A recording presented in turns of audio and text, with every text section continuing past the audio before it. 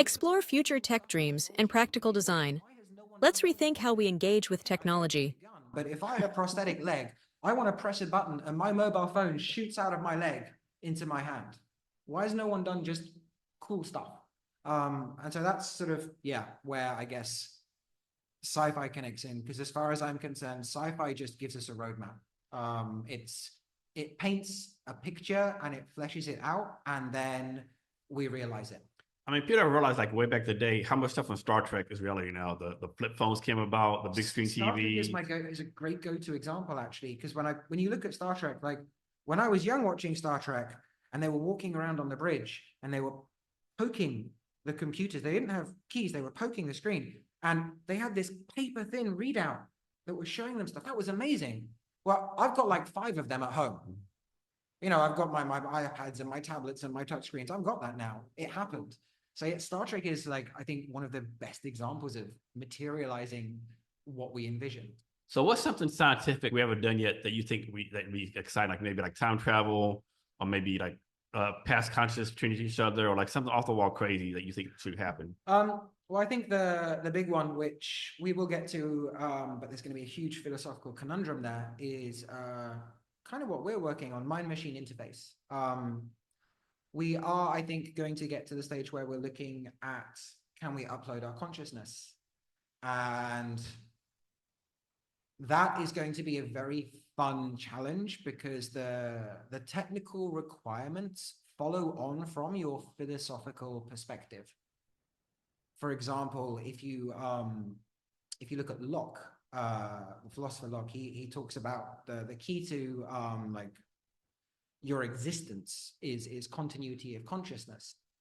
But when we look at how people are discussing this today, like, oh yes, you'll just copy and paste. Well, if you copy and paste, then you've just created a copy. You haven't actually like transferred over your mind. So figuring out what is that minimum interval that makes you real, and integrating that with technology, I think that's going to be the big one. And Neuralink are going for it. We've got a load more commercial EEG headsets. We're reading brain data a lot better. Like, I think that's going to be the big discussion in probably 10 to 15 years.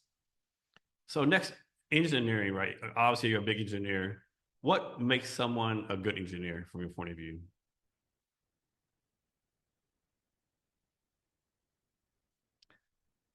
I think visualization.